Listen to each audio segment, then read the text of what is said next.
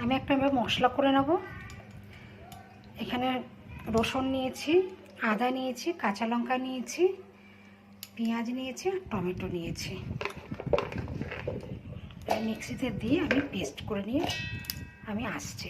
তেলটা গরম হয়ে গেছে, আমি প্রথমে একটু চিনি দিয়ে দেবো। চিনি দিলে কালারটা সুন্দর আসবে। চিনিটা একটু লাল লাল হয়ে গেলে, চিনিটা একটু লাল লাল হয়ে গেছে। এখানে হচ্ছে তেজপাতা নিয়েছি, এলাচ নিয়েছি, দারচিনি নিয়েছি আর হচ্ছে গোটা জিরে ফোড়ন দিচ্ছি।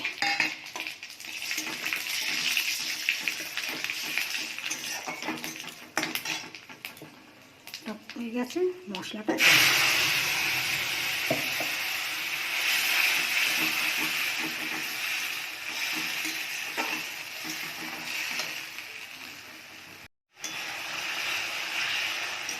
পেঁয়াজ, আদা, রসুন, টমেটো এটা একটু ভাজা ভাজা হয়ে গেছে। এবারে এখন দিচ্ছি হলুদ, লঙ্কা, জিরে, ধনে, নুন, একটু গরম মশলা দিয়ে ভালো করে কষে নেব।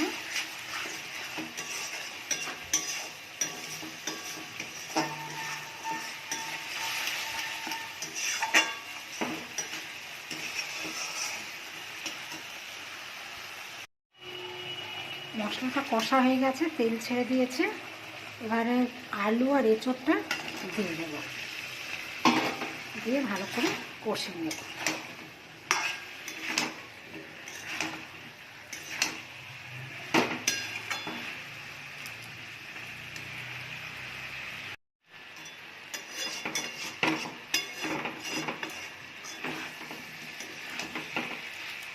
এঁচোড়টা কষা হয়ে গেছে। এবার আমি একটু এতে গরম জল বসিয়েছিলাম, গরম জলটা আমি দিয়ে দেব।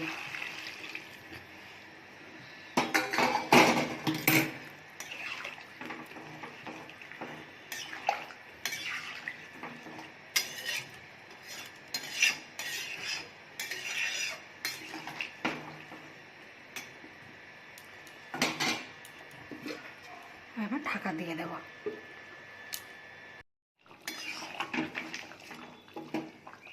এবার আমি চিংড়িটা দিয়ে দেব।